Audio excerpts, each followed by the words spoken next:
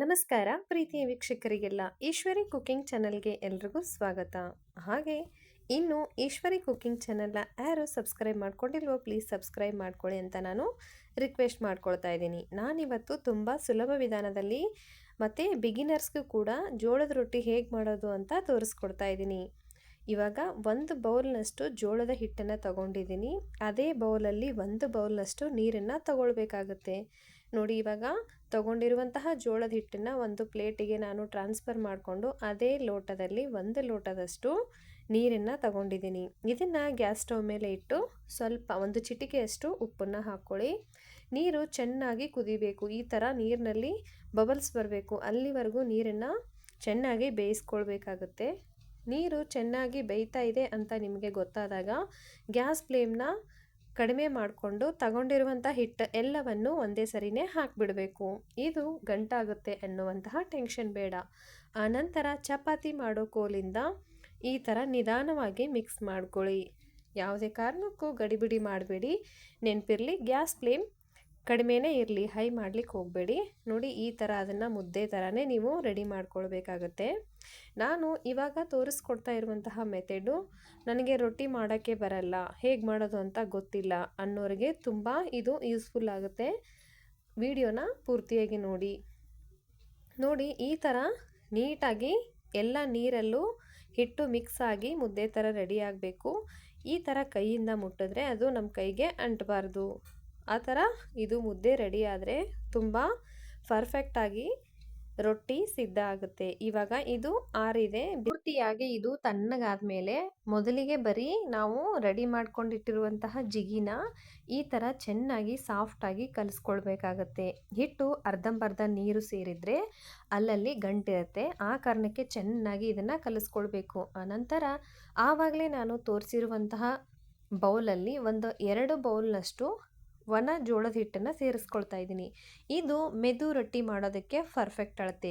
ನೀವು ಗಟ್ಟಿ ಖಡಕ್ ರೊಟ್ಟಿ ಮಾಡ್ತೀರಾ ಅಂದರೆ ಇದಕ್ಕೇನೆ 3 ಲೋಟದಷ್ಟು ಜೋಳದ ಹಿಟ್ಟನ್ನು ಸೇರಿಸ್ಕೊಳ್ಬೇಕಾಗತ್ತೆ. ಮೊದಲಿಗೆ ಇದನ್ನು ಡ್ರೈ ಆಗಿ ಹಾಗೇ ಸೇರಿಸ್ಕೊಂಡು ಕಲಿಸ್ಕೊಳ್ಳಿ. ಆನಂತರ ಇದು ಕಾಟನ್ ಬಟ್ಟೆ ರೊಟ್ಟಿ ಮಾಡಿದ್ರೆ ಮೇಲೆ ಹಚ್ಚಲಿಕ್ಕೆ ಬೇಕು.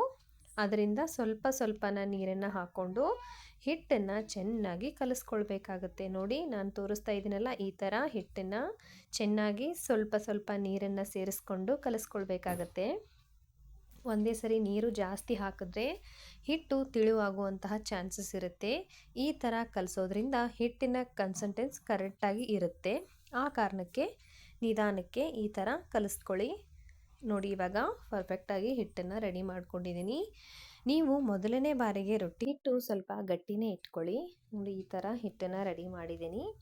ಇವಾಗ ಒಂದು ರೊಟ್ಟಿ ಮಾಡಲಿಕ್ಕೆ ಎಷ್ಟು ಹಿಟ್ಟು ಬೇಕೋ ಅಷ್ಟು ಉಳ್ಳೆನ ತಗೊಂಡು ಸ್ವಲ್ಪ ಒಣ ಜೋಳದ ಹಿಟ್ಟನ್ನು ಕೆಳಗಡೆ ಹಾಕ್ಕೊಂಡು ಒಂದು ಪೂರಿ ಸೈಜ್ನಷ್ಟು ಇದನ್ನು ತಟ್ಟಿ ನಾವು ರೆಡಿ ಮಾಡ್ಕೊಳ್ಬೇಕಾಗತ್ತೆ. ನೋಡಿ, ಇವಾಗ ತೋರಿಸ್ತಾ ಇದ್ದೀನಲ್ಲ, ಒಂದು ಕೈಯಿಂದ ಈ ಥರ ತಳ್ಳಿಬಿಟ್ಟು ಇನ್ನೊಂದು ಕೈಯಿಂದ ತಟ್ಕೊಳ್ಬೇಕಾಗತ್ತೆ.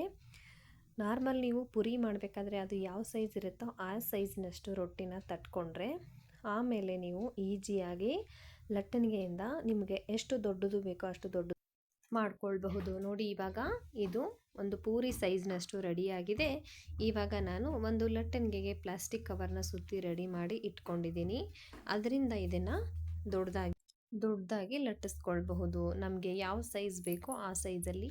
ತುಂಬ ತಿಳುವಾಗಿ ಬೇಕಂದರೆ ನಿಧಾನಕ್ಕೆ ಕೈಯಿಂದ ಸರಿಸ್ಕೊಳ್ತಾ ಇನ್ನೊಂದು ಕೈಯಲ್ಲಿ ಹಾಗೆ ಲಟ್ಟಿಸ್ಕೊಂಡು ತುಂಬ ಎಷ್ಟು ತಿಳು ಬೇಕೋ ಅಷ್ಟು ತಿಳುವ ನೀವು ರೊಟ್ಟಿನ ರೆಡಿ ಮಾಡ್ಕೊಳ್ಬಹುದು. ನೋಡ್ತಾನೆ ಎಷ್ಟೊಂದು ಚೆನ್ನಾಗಿ ರೊಟ್ಟಿ ಕೂಡ ಸಿದ್ಧ ಆಗಿದೆ. ಇದರಲ್ಲಿ ನಾನು ನಿಮಗೆ ಇನ್ನೊಂದು ಟಿಪ್ಸನ್ನು ಹೇಳ್ಕೊಡ್ತಾ ಇದ್ದೀನಿ. ಉತ್ತರ ಕರ್ನಾಟಕದವರಾಗಿದ್ದರೆ ಚಪಾತಿ ಹೋಳಿಗೆ ಮಾಡೋಕ್ಕೆ ತಗಡನ್ನು ಬಳಸ್ಕೋತಾರೆ. ಆ ತಗಡ ಮೇಲೆ ಈ ರೊಟ್ಟಿನ ಹಾಕ್ಕೊಂಡು ಹಂಚಿಗೆ ಹಾಗೆ ಆರಾಮಾಗಿ ಹಾಕ್ಕೊಳ್ಬಹುದು. ಸ್ವಲ್ಪನೂ ಕಟ್ಟಾಗಲ್ಲ, ಹಾಗೆ ಫೋಲ್ಡ್ ಆಗಿ ಬೀಳುತ್ತೆ ಅನ್ನುವಂತಹ ಭಯ ಇಲ್ಲ. ಇದರಿಂದ ನೀವು ತುಂಬ ಆರಾಮವಾಗಿ ನಿಧಾನವಾಗಿ ರೊಟ್ಟಿನ ಎಷ್ಟೇ ದೊಡ್ಡದಾಗಿ ಮಾಡಿದ್ರೂ ಹಂಚಲ್ಲಿ ಹಾಕ್ಕೊಳ್ಬಹುದು. ನೋಡಿ, ಇವಾಗ ಇದೇ ಥರ ಸುತ್ತಲೂ ಸ್ವಲ್ಪ ಸ್ವಲ್ಪ ಒದ್ದೆ ಮಾಡಿಕೊಂಡು ನೀರನ್ನು ಕಂಪ್ಲೀಟಾಗಿ ಹಚ್ಕೊಂಡು ಗ್ಯಾಸ್ ಸ್ಟವ್ನ ಫುಲ್ಲು ಹೈ ಮಾಡ್ಕೊಳ್ಳಿ. ನೋಡಿ, ಇವಾಗ ಬೇಯಿಸ್ಕೊಳ್ತಾ ಇದ್ದೀನಲ್ಲ, ಇದೇ ಥರ ನೀವು ಕೂಡ ಸುತ್ತಲೂ ಚೆನ್ನಾಗಿ ಬೇಯಿಸ್ಕೊಳ್ಳಿ. ಆನಂತರ ಮೇಲ್ಗಡೆ ಹಸಿ ಎಲ್ಲ ಹೋದ್ಮೇಲೆ ಉಲ್ಟಾ ಮಾಡಿ ಇವಾಗ ಒಂದು ಬಟ್ಟೆ ಸಹಾಯದಿಂದ ಪೂರ್ತಿಯಾಗಿ ನೀವು ಸ್ವಲ್ಪ ಪ್ರೆಸ್ ಮಾಡಿ ಸುತ್ತಲೂ ಬೇಯಿಸ್ಕೊಳ್ಬೇಕಾಗುತ್ತೆ. ನೋಡಿ ನಾನು ತೋರಿಸ್ತಾ ಇದ್ದೀನಲ್ಲ, ಆ ಥರ ಮಾಡ್ಕೊಳ್ಳಿ. ಇದು ತುಂಬ ದಪ್ಪವಾಗೂ ಇಲ್ಲ, ತುಂಬ ತೆಳುವಾಗೂ ಇಲ್ಲ, ಪರ್ಫೆಕ್ಟಾಗಿ ರೊಟ್ಟಿ ಅಂತೂ ರೆಡಿಯಾಗಿದೆ. ಅದೇ ಥರ ನಾನು ಇನ್ನೊಂದು ರೊಟ್ಟಿನೂ ಕೂಡ ನಿಮಗೆ ಮಾಡಿ ತೋರಿಸ್ತಾ ಇದ್ದೀನಿ. ನೋಡಿ, ಸೇಮ್ ಪ್ರೊಸೀಜರಲ್ಲಿ ಇನ್ನೊಂದು ರೊಟ್ಟಿನ ರೆಡಿ ಮಾಡಿ ನಿಮಗೆ ಈ ಟ್ರಿಕ್ಸನ್ನು ಫಾಲೋ ಮಾಡಿ ನೀವು ರೊಟ್ಟಿ ರೆಡಿ ಮಾಡ್ಕೊಳ್ಳೋದ್ರಿಂದ ಬಿಗಿನರ್ಸ್ಗಾದರೂ ತುಂಬ ಚೆನ್ನಾಗಿ ರೊಟ್ಟಿ ಮಾಡಲಿಕ್ಕೆ ಬರುತ್ತೆ. ಹಾಗೆ ಅಭ್ಯಾಸ ಇರೋರಾದರೂ ಇನ್ನೂ ತುಂಬ ಚೆನ್ನಾಗಿ ರೊಟ್ಟಿನ ಮಾಡೋದನ್ನು ನೋಡ್ಕೊಳ್ಬಹುದು. ಇದು ತುಂಬ ಈಜಿ ಮೆಥಡ್ ಅಂತ ನಾನು ನಿಮ್ಮ ಜೊತೆ ಹೇಳ್ಕೊಡ್ತಾ ಇದ್ದೀನಿ. ಇದೇ ಥರನೇ ನೀವು ಸಜ್ಜಿ ಹಿಟ್ಟಿಂದ ಸಜ್ಜಿ ರೊಟ್ಟಿನೂ ಕೂಡ ಮಾಡಬಹುದು. ಅಥವಾ ಇದು ಸಾಫ್ಟ್ ರೊಟ್ಟಿ ಆಗಿದೆ, ಖಡಕ್ ರೊಟ್ಟಿ ಮಾಡ್ತೀನಿ ಅಂದರೆ ಆವಾಗಲೇ ನಾನು ಹೇಳಿರೋ ಹಾಗೆ 1 ಲೋಟ ನೀವು ಜಿಗಿನ ರೆಡಿ ಮಾಡಿಕೊಂಡ್ರೆ ಒಂದು 3 ಲೋಟದಷ್ಟು ಒಣ ಹಿಟ್ಟನ್ನು ಹಾಕ್ಕೊಂಡು ಸಿದ್ಧ ಮಾಡ್ಕೊಳ್ಬಹುದು. ನೋಡಿ, ಇದು ಕೂಡ ರೊಟ್ಟಿ ಸಿದ್ಧ ಆಗಿದೆ. ಸೇಮ್ ಅದೇ ಪ್ರೊಸೀಜರಲ್ಲಿ ನಾನು ಇದನ್ನು ಕೂಡ ಮಾಡ್ಕೊಳ್ತಾ ಇದ್ದೀನಿ. ಇದಕ್ಕೂ ಅಷ್ಟೇ ಮೇಲ್ಗಡೆ ಸ್ವಲ್ಪನೇ ನೀರನ್ನು ಹಚ್ಕೊಳ್ತೀನಿ. ನೋಡಿ ಎಷ್ಟೊಂದು ಅದ್ಭುತವಾಗಿ, ತುಂಬ ದೊಡ್ಡದಾಗಿ, ಎಲ್ಲೂ ಕೂಡ ಸ್ವಲ್ಪನೂ ಕಟ್ಟಾಗದಾಗೆ, ಬಿರುಕು ಬಿಡದ ಹಾಗೆ ಪರ್ಫೆಕ್ಟಾಗಿ ರೊಟ್ಟಿ ಅಂತೂ ಸಿದ್ಧ ಆಗಿದೆ. ನೀವು ಕೂಡ ರೊಟ್ಟಿ ಮಾಡೋದನ್ನು ಸುಲಭವಾಗಿ ಇನ್ನೂ ಕಲ್ತ್ಕೊಳ್ಬೇಕು ಅನ್ನೋರಿದ್ದರೆ ಈ ವಿಡಿಯೋನ ಪೂರ್ತಿಯಾಗಿ ನೋಡಿ. ಹಾಗೆ ಇನ್ನೂ ಯಾರ್ಯಾರು ಈಶ್ವರಿ ಕುಕ್ಕಿಂಗ್ ಚಾನಲ್ನ ಸಬ್ಸ್ಕ್ರೈಬ್ ಮಾಡ್ಕೊಂಡಿಲ್ವೋ ಪ್ಲೀಸ್ ಸಬ್ಸ್ಕ್ರೈಬ್ ಮಾಡ್ಕೊಳ್ಳಿ. ನಿಮ್ಮ ಫ್ರೆಂಡ್ಸ್ ಹಾಗೆ ಫ್ಯಾಮಿಲಿಗೂ ಕೂಡ ಶೇರ್ ಮಾಡಿ. ಮತ್ತು ನಾನು ಇಲ್ಲಿ ಇನ್ನೊಂದು ನಿಮಗೆ ರೊಟ್ಟಿ ಮಾಡೋದನ್ನು ತೋರಿಸ್ತಾ ಇದ್ದೀನಿ. ಇದು ಚಿಕ್ಕ ರೊಟ್ಟಿ ಮಾಡ್ಕೊಂಡಿದ್ದೀನಿ. ಇದನ್ನು ಚೆನ್ನಾಗಿ ಪೂರಿ ಥರ ಉಬ್ಬಿಸ್ಕೊಳ್ಬೇಕು. ಈ ಥರ ಮಾಡಿದಂತಹ ರೊಟ್ಟಿ ಚಿಕ್ಕ ಮಕ್ಕಳಿಗೆ ಹಾಲಿನಲ್ಲಿ ನೆನೆಸ್ಬಿಟ್ಟು ಕೊಡ್ಬೋದು. 1 ವರ್ಷದಿಂದ 2 ವರ್ಷದೊಳಗಡೆ ಮಕ್ಕಳಿಗೆ ಈ ಥರ ಮಾಡಿಬಿಟ್ಟು ಕೊಡಬಹುದು. ಹಾಗೆ ಸಾಂಬಾರಲ್ಲಿ ಚಿಕ್ಕ ತುಂಡುಗಳನ್ನಾಗಿ ಕಟ್ ಮಾಡಿ ನೆನೆಸ್ಬಿಟ್ಟು ಕೊಡ್ಬೋದು. ಇದು ತುಂಬ ಅದ್ಭುತವಾದ ಆರೋಗ್ಯಕರವಾದಂತಹ ಆಹಾರ ಆಗಿದೆ. ಎಲ್ಲರಿಗೂ ಕೂಡ ಸೂಕ್ತವಾದಂತಹ ರೊಟ್ಟಿ ರೆಸಿಪಿ ಕೂಡ ಇದು. ಇದನ್ನು ಡಯಾಬಿಟಿಕ್ ಇರೋರು, BP, ಶುಗರ್, ಹಾರ್ಟ್ ಎಲ್ಲರಿಗೂ ಕೂಡ ಇದು ಪರ್ಫೆಕ್ಟಾಗಿ ಮಾಡಿ ಕೊಡಬಹುದು. ಇದರಿಂದ ಯಾವುದೇ ರೀತಿಯಾದಂತಹ ಕೊಲೆಸ್ಟ್ರಾಲ್ ಬರಲ್ಲ ನಮಗೆ. ಹಾಗೆ ಹೆಲ್ತ್ ಬೆನಿಫಿಟ್ಸು ಕೂಡ ತುಂಬ ಇದೆ. ನೋಡಿ, ಇವಾಗ ರೊಟ್ಟಿ ಅಂತೂ ಸಿದ್ಧ ಆಗಿದೆ. ತುಂಬ ಸಾಫ್ಟಾಗಿ ಪರ್ಫೆಕ್ಟಾಗಿ ರೊಟ್ಟಿ ಅಂತೂ ರೆಡಿ ಮಾಡಿದ್ದೀವಿ. ನೀವು ಕೂಡ ಇದೇ ಮೆಥಡಲ್ಲಿ ಟ್ರೈ ಮಾಡಿ ಮತ್ತು ಹೇಗೆ ಬಂದಿದೆ ಅಂತ ಕಮೆಂಟ್ ಬಾಕ್ಸಲ್ಲಿ ತಿಳಿಸೋದನ್ನು ಮರಿಬೇಡಿ. ಇನ್ನು ಉತ್ತರ ಕರ್ನಾಟಕದ ರೆಸಿಪಿಗಳಿಗಾಗಿ ಈಶ್ವರಿ ಕುಕ್ಕಿಂಗ್ ಚಾನಲ್ನ ನೀವು ಸಬ್ಸ್ಕ್ರೈಬ್ ಮಾಡ್ಕೊಳ್ಳಿ ಅಂತ ನಾನು ರಿಕ್ವೆಸ್ಟ್ ಮಾಡ್ಕೊಳ್ತಾ ಇದ್ದೀನಿ. ನೋಡಿ, ಇದನ್ನು ನಾನು ಫೋಲ್ಡ್ ಮಾಡಿಬಿಟ್ಟು ಕೂಡ ತೋರಿಸ್ತಾ ಇದ್ದೀನಿ ನಿಮಗೆ ಎಷ್ಟು ಸಾಫ್ಟ್ ಆಗಿದೆ ಅಂತ ನೋಡ್ಕೊಳ್ಳಿ.